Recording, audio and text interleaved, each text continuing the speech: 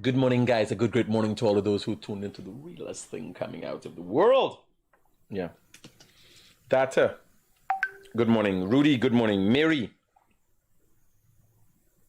Marima, good morning. Monroe. Samantha. Savia, good morning to you. Paul. Pamela, good morning to you. So, the International Court of Justice made a ruling yesterday, and my header says favoring Guyana because we had a long-standing agreement that Venezuela and Guyana agreed to. Now, the original ruling as to who Essequibo belongs to is yet to come. What happened is our Guyana decided to request the International Court of Justice to put a halt to the referendum planned to be held by Venezuelan president. Now, yesterday I listened to the Venezuelan thing, and I'm thinking Maduro is holding a referendum to ask his people about Essequibo. Maduro needs to ask his people if they want him. Maduro needs to hold an election for the people and ask them if they want to suffer for the next 5 years. That is what he has to hold. Maduro has to hold a referendum and ask the people, the millions of people who had to run out of Venezuela, if they want him. That is what Maduro has to hold a referendum on. Because a referendum is really, and when I listen to what they were saying, is the people, what the people want. But a lot of times the people don't know what they want. What the people of Venezuela want is food. What the people of Venezuela want is a better living standard. The biggest problem in Venezuela is not Essequibo. So people got to look at it. The Venezuelan people have to look at it for what it is. It's a diversion.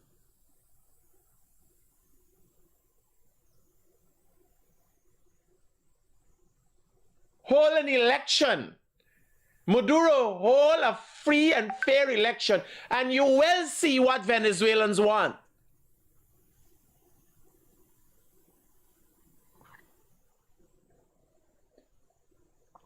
It's not rocket science what Venezuelans want. Hold an election where 15 million, 20 million people get the chance to vote. Where the business people who have lost everything get the chance to vote and decide on you, not Essequibo. Now you got 31 million people in Venezuela. How much people do you think are going to be participating in this referendum? How many people?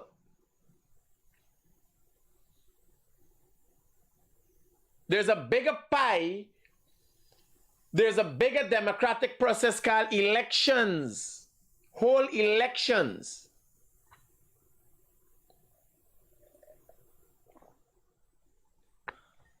You understand?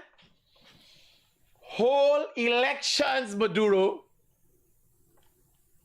Then you're going to get to hear what Venezuelan people want.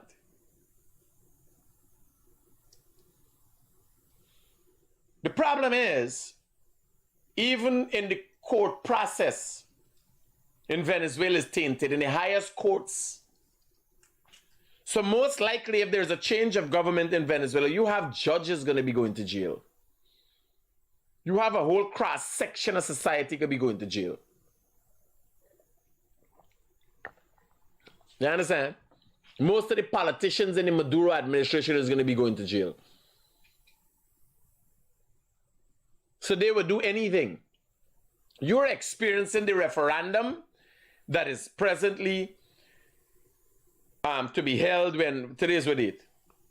It's tomorrow? Today's the 2nd.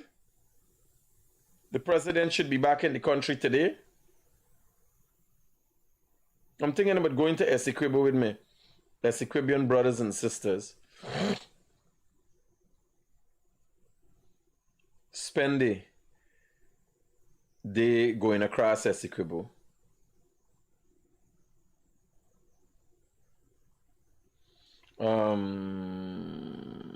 Oh, I was looking for the date. So today is the 2nd.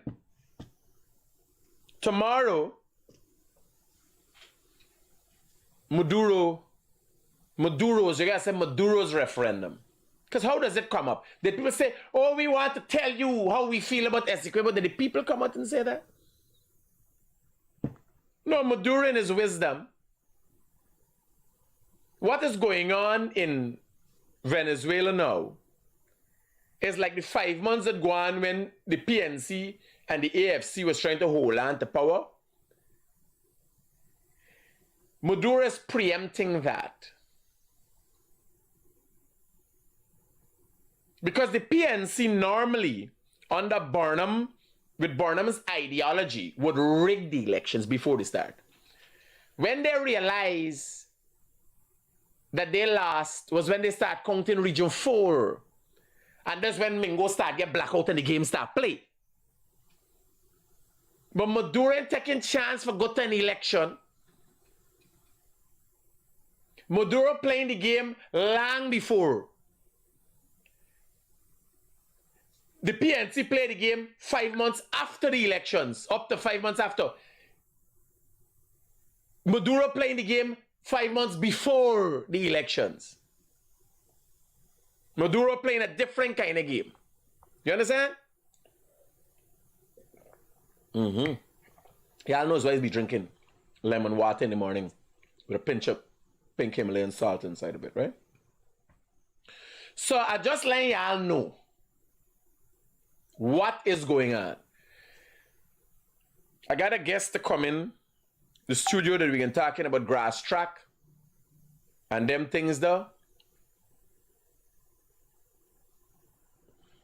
And being Guyanese, man from East Coast, riding motorbike and all, and I don't know where the discussion is going to go. But we want to talk about some grass track this morning. We're going to go to a message from Terry Gadraj. Today's motivation, exercise motivation, and then we're going to come straight back to you with our guest. Hey guys, this is Terry G, Guyana Babu, and you are locked on with Mr. Critic. Remember, Essequibo belongs to Guyana. Essequibo is we own. Let me tell Maduro, no, no, no, don't touch Essequibo. Terry G says so. Boom fire. All right, go ahead. 45? It's by Yard and Justin. 55, yes, 55 I had. That's right. And it was recorded. Yeah, it was recorded. It's not 55 I had. So why you make I do 45 and you do 55? Why you tell me do 45 and then you go and pick up the 55? Why didn't I do 55 too? So, it's important, guys. I got Sian as my gym buddy and we compete heavily. So this is the drive. He tries to out-compete me. I try to out-compete him. So that is the drive. A lot of times you're alone in the gym. And what is the drive? The drive should be being aware of what the benefits are of exercising. You will not drive. You better study the drive there now. Let me see you. The benefits are, every time you do a rep like this, it adds a minute to your life. Remember that. And every hour you do adds an estimated 3 days to your life. Now we know the life expectancy try make it look hard. Nobody are you talking and content is and between 60 to 90 years. So just think, not that you're gonna live past the age of 90. Catch a nice range, see? You're going under the 90 degree. You're obviously gonna live a long, healthy life. So every time you do a rep, if you don't got a body that is driving you, think about 1 hour in my life, 2 hours in my life. See how we coming below the 90 degree there? See that? The drop, the angle drop. There's it right there. That's the power right there. I want you to see the angle drop. So, guys, welcome back. And we've got our guest in studio, Nicky Ramsaran, and he is known as the king of the 90s when it comes to the grass track. And funny enough, I got me off-road bike there. Yeah, I used to do a little grass tracking myself. Nicky, welcome. Thank Tell you. us a little bit about yourself and No, first I have to tell you, the the same picture that you connected to, that you said, that was the connection. When I reached out to you because of that picture, I realized you're a biker. You can't refuse me. you went out to the back. I got an R6 out to the back there. I got street bikes too, yeah. So I got a R1. Yeah, I got an R6. I got a Hypermotor Ducati. Yeah. Yeah. So anyway, the reason I'm on your show, I waited 23 years to be on some sort of platform to bring my story. I could not get through to any one of the sports media in the country. I spoke to people, messaged them, sent them information. I even did a live interview with one reporter, and I can't get it out there. So one day I'm watching your I get in early to work and I'm watching your live. And I said, how could I be so dumb not to reach out to this guy? He has a bike on his screen.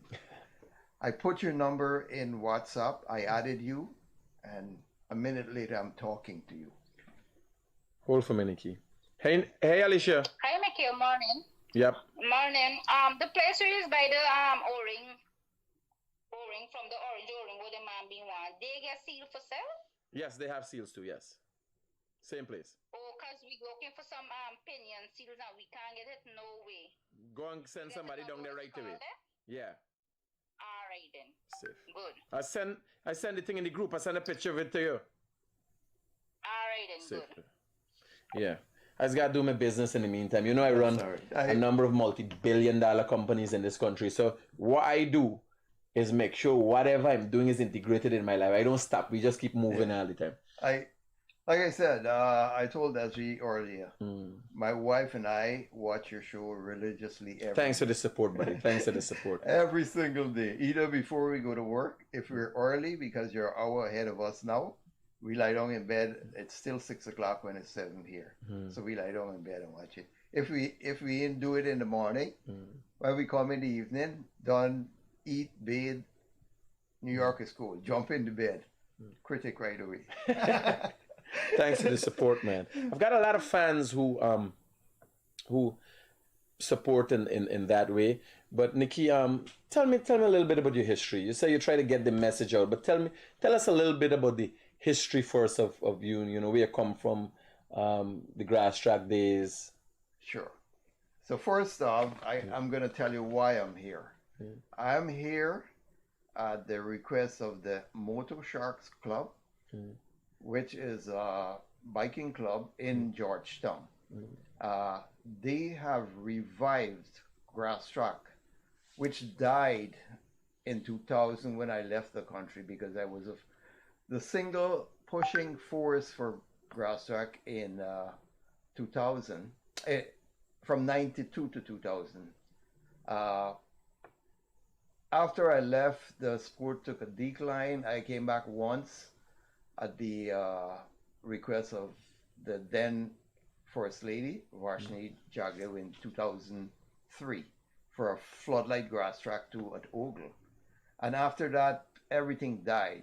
So even my story wouldn't have, made a lot of impact on a sport that's non-existent in Guyana. They had very sparse individual trying to run the thing, but no driving force. So here's my story. Based on my research, I might have been one of the most disciplined motorsport competitor and possibly the most accomplished one too. I never drank, I never smoked, I never touched a drug. I'm a Muslim. I learned to read Quran. I prayed 5 times a day, fasted 30 days. Some years when I was out of school and nothing, to do. in 1984, I purchased a motorcycle with the help of my parents. And that took control of my life from 84 to 2000 until I left. I started out as a mechanic, learning to fix the, well, first I had to learn the bike from a bicycle. I went, buy the bike. I can't reach home. I break the bike before I could learn to ride. I had to learn to fix it at that point. Overheat? No, clutch. You damage the clutch? Yeah. My first grass track bike, I ride from Pleasance. Remember riding in Pleasance Seawall and not being aware that these bikes are not like your regular bike cooling system. You understand? You got power and ease. Power and ease. And I got riding and mash up the bike engine. Seize up the engine. Seize up the bike engine. Yeah. So I started out in 1984. I started to wait with the bike, and the same time they had the gas shortage. So all racing was banned. You couldn't race because gasoline was precious. You had to line up 2 nights by Ogle gas station to get a tank of gas. And when you get up to the line, you get up to the head of the line and the gas run out, so 2 days and 2 nights wasted. You gotta wait again until they get a supply. So in 86, a remigrant from Suriname, a guy by the name of Aubrey Yard, came back, and he held a 2-day grass track at Ogle. And that was the beginning of rebirth of motorsports in Guyana. So I am involved from day one in the rebirth of motorsports, which died completely under the government existing at that time. So completely no racing. 86, guy came back, he held a 2-day Saturday and Sunday race, and that was the rebirth. Everybody jumped on it. The motor racing club started to host events after they see how much money this guy made, and started to, from that they moved on back to revive the circuit, and the sport slowly built up on that basis. So I was involved in the rebirth of motorsport in Guyana. Anyway, I won my first championship in 92, and I never lost a championship until 2000 when I migrated to the US. What do you mean migrated? Have you ever lost, or you just migrated? No. I migrated as the reigning champion in 2000. In 2000. So in that 9-year span, I never lost to anybody. So if you understand the distinction I'm trying to make, is other champions, good champions, great guys, never dominated for 9 years. So you would have Stanley Ming 1 year, Kevin Jeffrey 1 year, Mike Correa 1 year, but nobody has dominated grass track for 9 years in a row without a loss. So that's the distinction with all the other champions. Like, as soon as you talk grass track, people say, "Oh, Rennie Corriga was a bad man. You know, Keith Ram the Ride was a bad man." You know Brian Max. You remember Brian Max? Is my buddy. What I say? Brian Max broke his foot before he reached the race. He broke his foot at the race. You get injuries at the race. 5 times. You ever hear anybody get injury while going to the race? Brian Max got accident going to the race. So I've been in cast 5 times. Right? Twice on my hand, 3 times on my leg, and numerous cuts and bruises and things that don't come. So I paid the price, but you know, it's all for the game, you know. Correct. When I'm riding, most of the times, you know, I do a lot of off-road riding. That's one of the reasons. Like, I had about 280 pounds, you see me there, right? So right now I'm pushing about 230, 235. I was down to 215.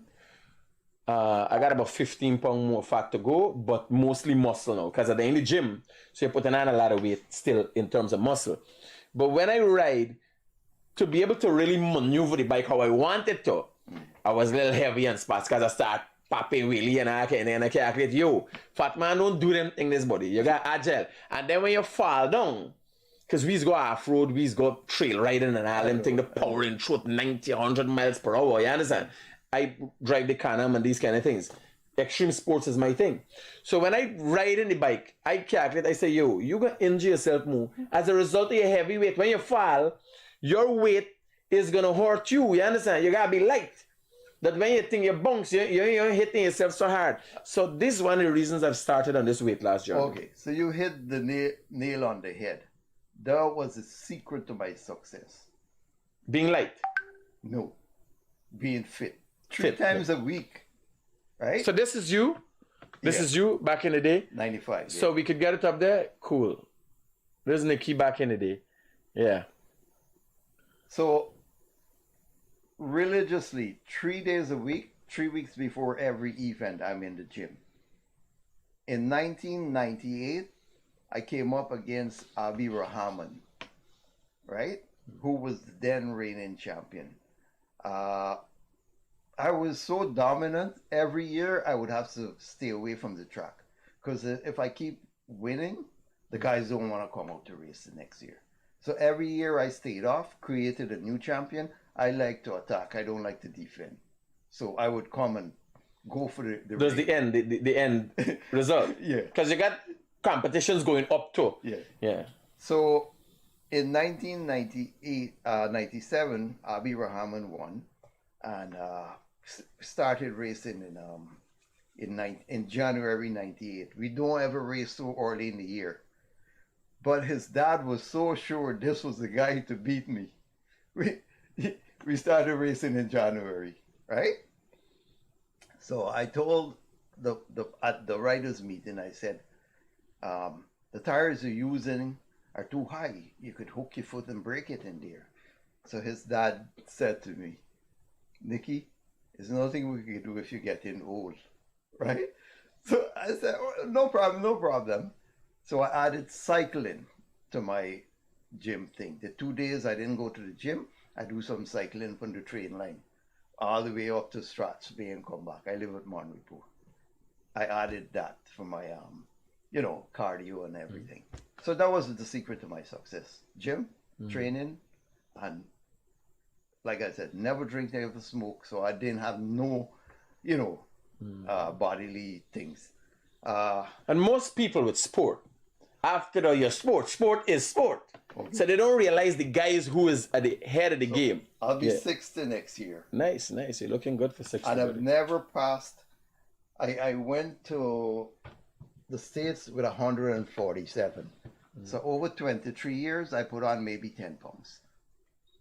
Cool. You still do the gym until today? No. What you do? Just diet? No, I do what you do when you started. I bust tire all days. I have a mechanic shop, as you see. Okay. I've had it for 10 years. Automotive repair, body work, everything, full works. I mean, I don't do everything. Yeah, but you got the work. Yeah. I got the things going on. Everything. Just got some good mechanics. Them banner just bust down a whole engine. Well, we is mostly heavy duty thing. But I'm getting some ideas from what you're telling me. I'm looking at where we could start back in Guyana. Yeah, so I do everything. Everything passes through the shop. Car could come in.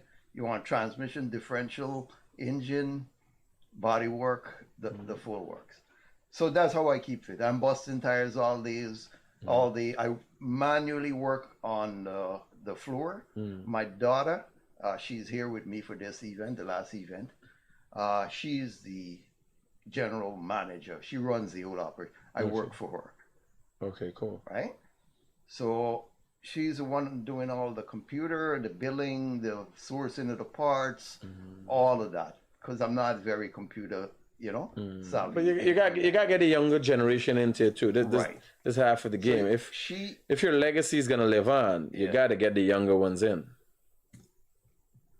What are some of the things you expect out of this? I know there's an event, and let me get it up here. Dirt Bike Championship Saturday, December. Today? That's right. You're making jokes. So wait. Let me use this point to you right now, right? The problem I have with news getting out there in Guyana is just like what happened here. I get here, I tell them, I tell the club how I gauge advertising. From the time I hit the airport, I ask in the immigration officer, hey, you hear about the grass track this weekend? No. If they say no to me, I don't tell the club, hey, you didn't do a good job. You understand? Because if you can't get the word out there to everybody with all this social media and all this thing that you have now, you know what I mean? It means you're underutilizing the thing. So this is going to be at the Carifesta Sports Club. Correct.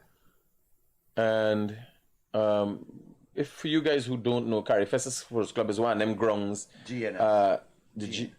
GNS ground, and that is between the seawall and Carifesta Road, right? There's next to NIS ground. The series of ground, like 2 grounds after Everest. 2 or 3 After grounds Everest, good. After Everest. So you guys could come out, and this is something interesting for family. This is something interesting to motivate your kids. It hasn't been a sport that has been dominated by women. It's a mostly male-dominated sport. But the interesting thing is most of the men who play a part in the sport have women supporting them. Women has always been supported. They've always been in the crowd. Girlfriends, wives, and all these things have always been very supportive because it's a sport that it takes a level of dedication. It takes a level of persistence, like anything else, right? But it is a risky sport. Tell us a little bit about, your day in the sport, some of the tough experiences you've had. So the reason I went to the gym or had to go, was forced to go to the gym is exactly what you said. The sport is physically demanding. And just like you say, my first accident was Lusitania ground when I get a really fast bike from Stanley Ming. The bike was right in me. I couldn't hold on to the bike. The power, yeah. You gotta build those muscles in. Correct. So I realized my arm didn't have the grip or the power to hold a fast bike. First time I'm riding like a brand new bike really fast. So that's what forced me to go to the gym. And like I said, 5 times in cast, even though I was physically, all kinds of certain things you can't avoid. Right. The funny thing, if I may, about grass track, and a lot of people don't know, and that is why my sport, I'm interested in extreme sports. So sometimes I'm driving the Can-Am, and we're driving through trails at 90 to 100 miles per hour. This is a trail, and it's jungle cut out, and you're driving through.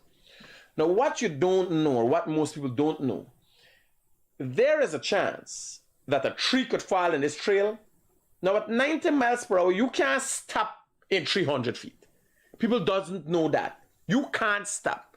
There's possibility a tree might fall, but not only that, a branch break off and it pointed and heading to you. So while I'm driving, I know one of these days, there is a likelihood that something will pass through the windscreen, pass through my heart. And I'm looking for it. You understand? Because if I could pull something, we're driving on a regular road. Ichuni. Behind the guy is Ichuni. At the back of Kurukururu. In the back there. I don't know. Ichuni is up Linden. I have no idea. So the guys them just put on brick in the road. The front Can-Am pelt a brick into me radiator and bore it. You imagine if it caught me in my face. Yes, it would bust your eye open. This thing, you don't know what's going to happen. So with the grass track, for you guys out there who don't know what grass track is, a dirt bike, similar to the one that I'm riding in there. But they're smaller bike, maybe 250. That bike, there's a 450. So most of the grass track bikes are 125. I think the highest is what, 250? They don't go to 250. 450. 450 is the highest? Highest. Well, there's a 450. Correct. Yamaha that I'm riding there. Now, this bike is making the trail every time it goes. So digging up the dirt. So when you pass back, the place that you just passed is different when you pass back. And people don't know that.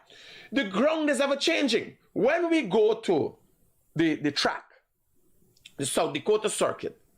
The track is set, precise every time. It's covered, every time. You basically, down to the millimeter and the millisecond, could know what's going to happen every time once you set your thing this way. With the grass track, you don't know what's going to happen the next second. You just moving out of there. The bam, the hit, the thing. Constantly adjusting. Changing, yeah. Everything, the environment, the everything is constantly changing. Don't forget, after 3 go wrong or whatever, your hands getting tired, you got this problem, you got the issue, and it doesn't get better. That's the funny thing, you would assume that it get better. No, when the race start, it only gets worse on to the end. So it's constantly testing you, testing you. When we go on these trails, and we going through, sometimes I barely see a stump, and by the time I pull like this, the tire catches it, right? And tears it. I gone helter-skelter flying. And then you're done, you change your wheel, and you gotta go again. There's no time to suggest, oh, this was life. No. When you go on this thing, you know. Like the first time you broke your hand, you could have stopped. And a long time people say, when you buy one bike, you got haul one car from behind them. Right? Correct. We are totally aware of that. We go into this sport knowing that we can die. The possibility is that you're going to die, but you're willing to do that, you know? So I find it interesting. I get an adrenaline rush. So that was my reason for reaching out to you. I realized with so much bike exposure, you got to be attracted to it. Yeah. The adrenaline rush. Now here, when I'm like, when people meet me, they say, oh, Mr. Critic, shake your hand. Oh, you're a journalist, right? And I'm thinking, you don't know what I am. You understand?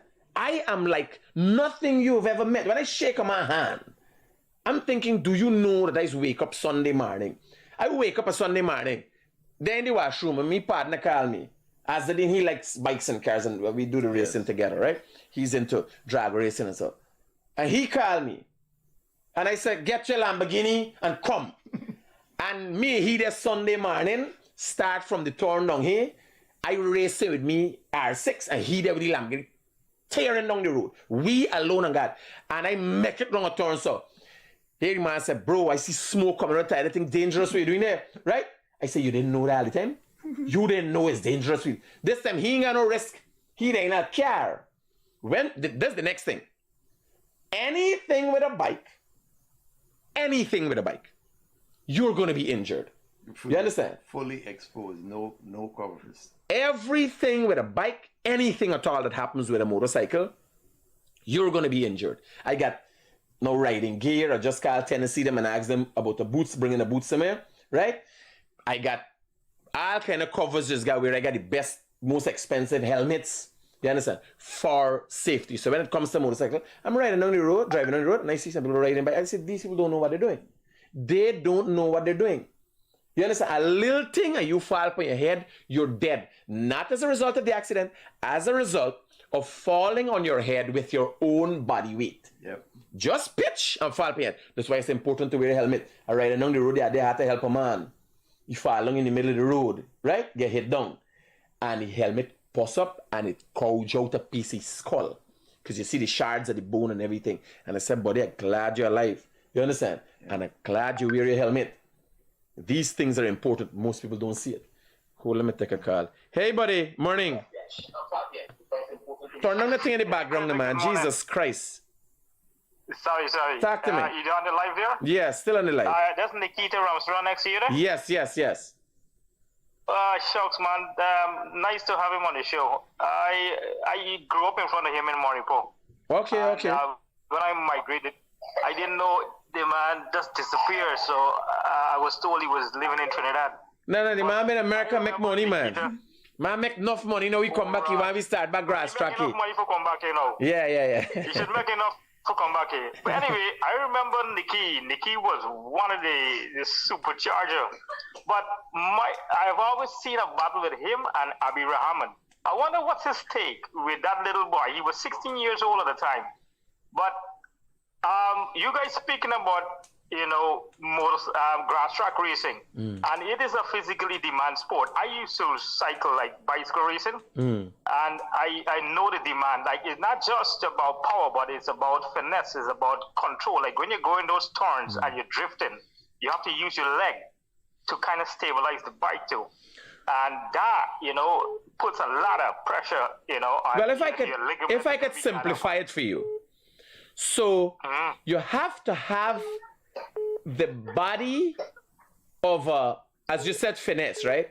You got the body of a power lifter and a model at the same time. So you got a little, as the finesse, because you can't be rigid. You understand? So you gotta be strong when you need to apply to the muscle, but you gotta be flexible like a model. Like if you're doing yoga and you don't know, there's like a little woman kind of thing. You understand? But it is what it takes. It is a uniqueness with the grass track thing. It is a uniqueness, especially with extreme sports. Because here, I jump out of choppers into the Atlantic Ocean. I ride jet skis in pitch dark places where we driving. I've been last in Mahaica River with jet ski rides. So it's not limited to. You understand? I ride in, racing in the rain in the Demerara River, and all I hear is blam. And it's a lag I hit. And I sink in the Demerara River. Paul and me racing coming out of the creek from Arrow Point.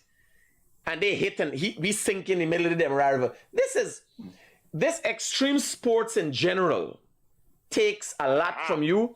And most people don't want to. But I'm telling you, any human being who's brought up in the right way and get that adrenaline rush can't help themselves until they die. Because if you were to leave every man, we would continue to go at it. What's happened? Children, a wife, a family, and the man start negating, I want to live. Because you know you're going to dead if you continue on this path. You don't take that risk anymore. You understand? You're not willing to take that risk anymore. In me case, I still just do my little thing in between. Can I respond to Yeah. So, brother, let me put it into perspective. Like I brought up that specific incident of why I started training more, because I was 37 years old and the youth was 16 years old at the time. Yeah, I remember Nicky. I remember he was a very stiff competitor. Correct. So I was forced to step up my game, right? So to give you in a nutshell what happened that year, the first race I won by 1 point because I barely pipped into the line. Yeah, it was a close. Right. Yeah. Second race, 3 out of 5. Next race, 5 out of 5. Next race, 5 out of 5.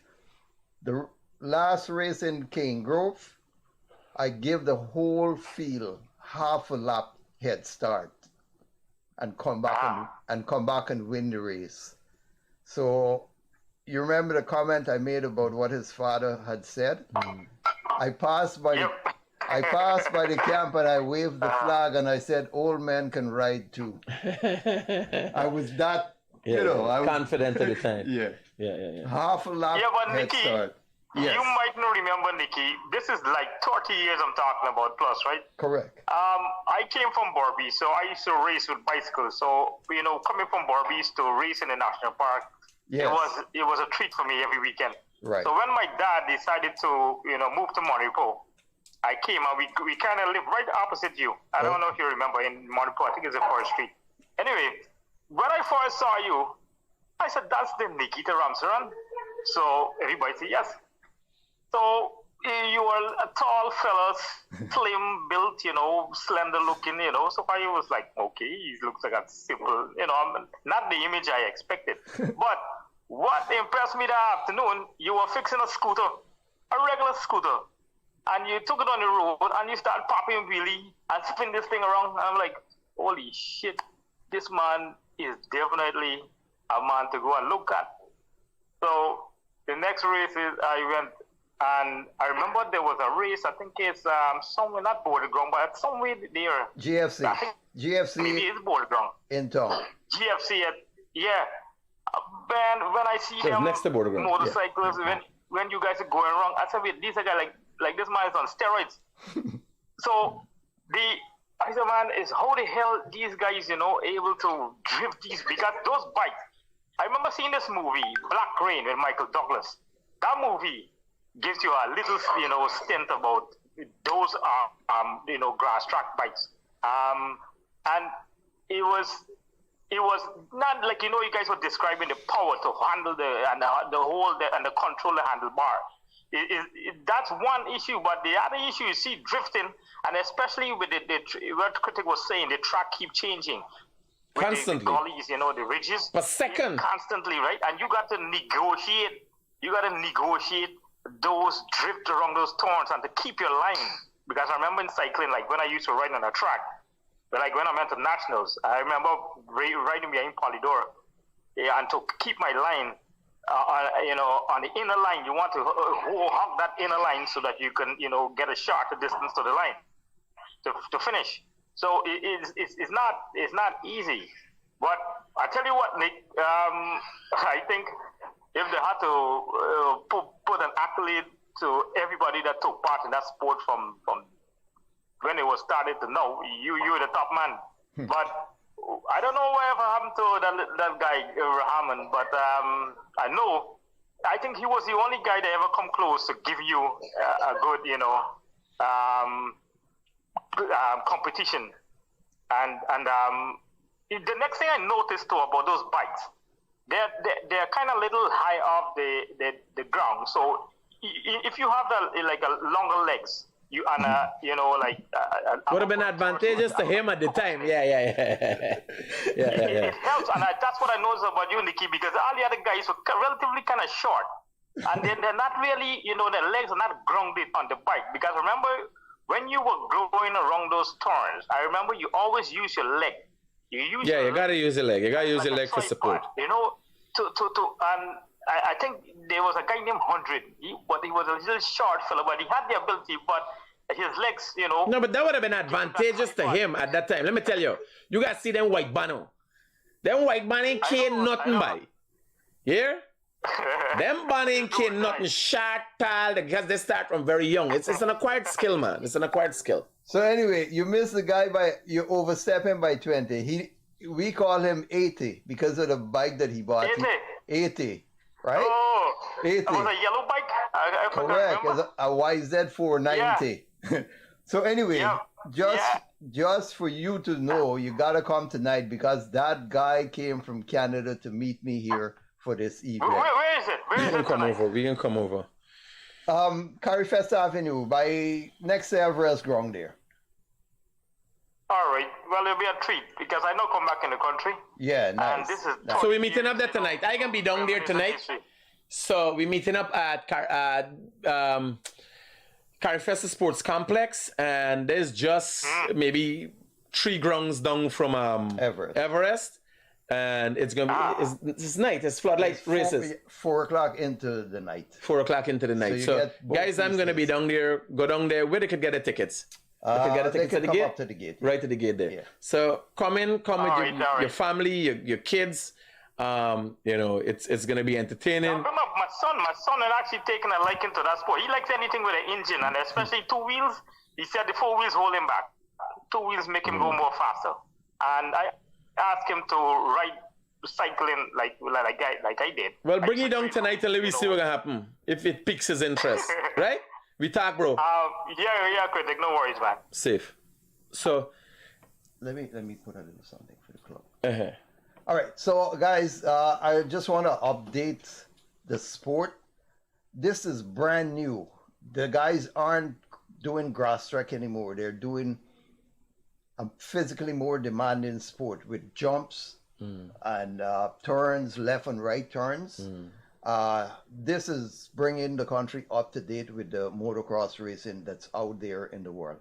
The club has done a phenomenal job where you have kids from 4 to 5 years old, guys up to 40 and over racing tonight. You also have, for the first time in the history of Guyana, y'all invite Brian Max? a female category. In that area, I was in the States looking at doing the ads and helping them promote the sport. and I discovered a young lady in Linden who couldn't get a hold of the club. So I reached out to her. We're not friends on Facebook. I just saw she keep sharing this ad. I'm like, why is this girl sharing this ad?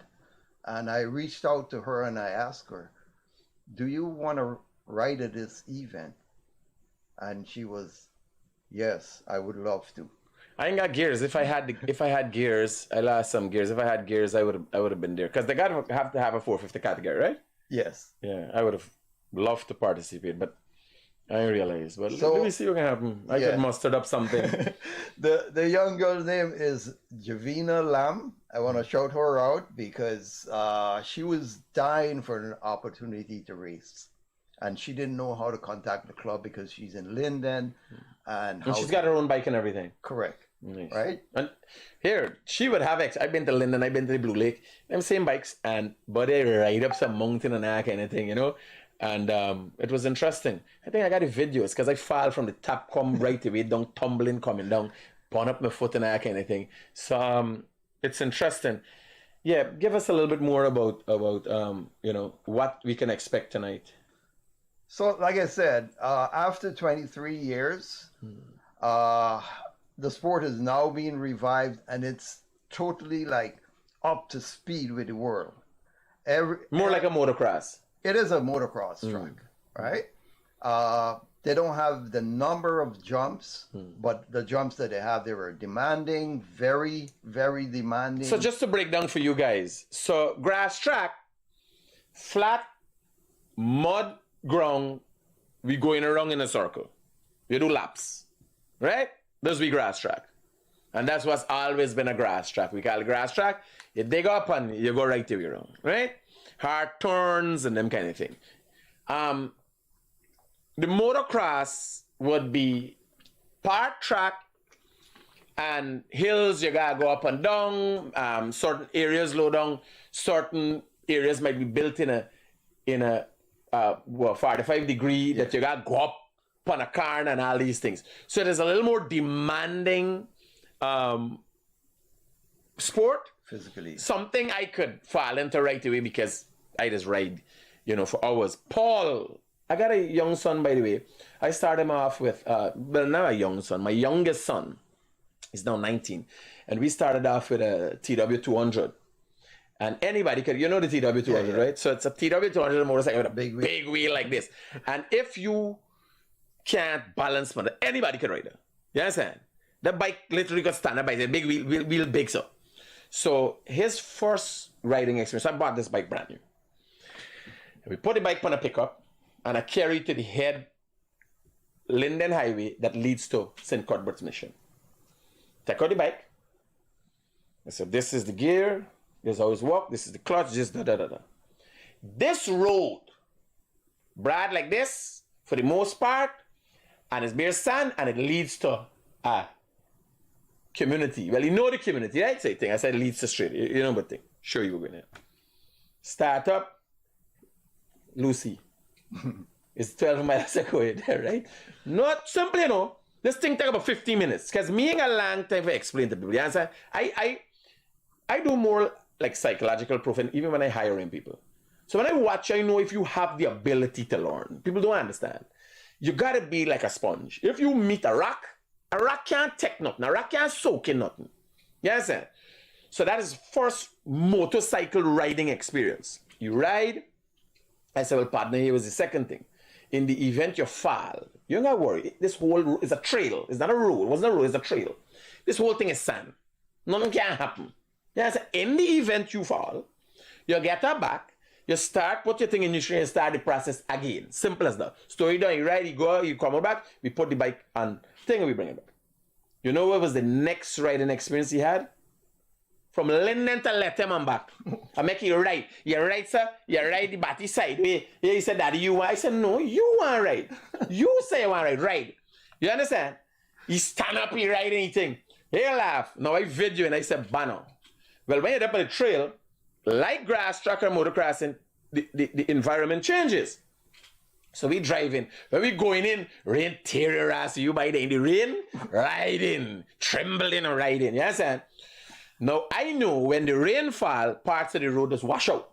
So we ain't coming out back now, right? Couple days after, I know certain parts of the road missing. And I put on my camera now, say, here, I catch you when he turn over, fly off this road. You understand? This time, who you believe fly off the road? The man fly around a turn, so I flying around with over catch this man. Me lose control and topple the pickup. Right? Yeah, shout me. So I tell you, which I got Freddie Raj in the vehicle, watching me out, and the man saying, Bana, this is madness. The man said, who would try for video the sun crashing? I said, wait, me, who is this? What we doing? This is not who is me. You understand? The man said, no, I never hear nothing like that. This thing dangerous. Right? Bana, the man hit one of them hole. The thing wash out. It creates a drain in the road, right? Hit one and will fly up in the air. And I did some video, catch him back. Man, hold the thing. Number plate fly out. Crack fly out, right? We stop, fix up bike and thing. Man, still hold, you know. After that, I go and crash, right? And I telling you, I said, son, like, I videoing for see when you gonna crash. I said, when you there go there, right?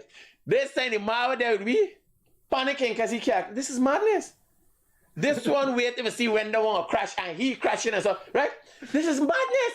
The man never gonna work with me anymore. He realized this is what we live for. Yeah. We are driving the trail nighttime, right? I blazing from a Shelton going to let him.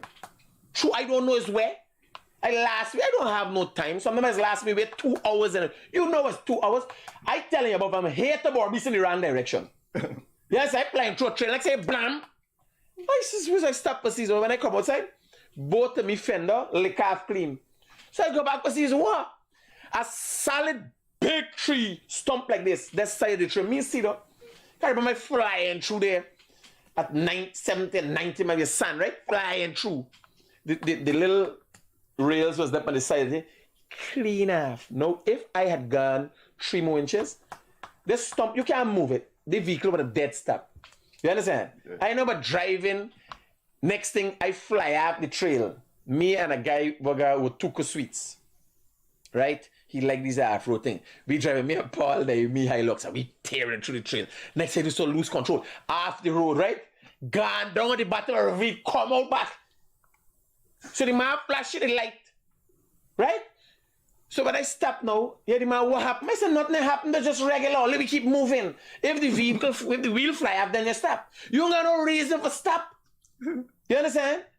We just moving. You gotta do what you gotta do. Yes, like you broke your hand. If you definitely let them trail and you broke your hand, you ride a bike, you broke your hand. How you believe you do now? You better strap it to the wood and get home. And get home. Yes, and you believe anybody heisting you up anyway? And lie down and so and ambulance coming for you and let them trail. You got straighten out this hand, wrap it up, make sure you don't get no bleeding and all that, and keep moving. People don't understand, you know, these things. So I like that. I would fall in. I would love you to be part of it. Listen to me. After 23 years, this is the first opportunity I've gotten to give back to the sport. So for the year, I sponsored the 85cc champion rider trophy. From day one, I flew down to start the series. Which was April 30th when I saw you at Sweetie, Sonny and Sweetie. The other events was held in Mainstay and Hot and Cold Lake. I didn't make it, but there's somebody handing out my trophy.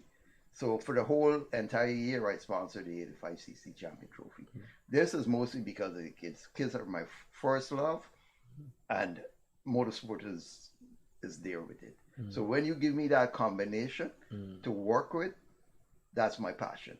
Giving to kids, teaching them, coaching them, you know, help the guys to get spares for their bike, tires, and so on. That's my give back after 23 years.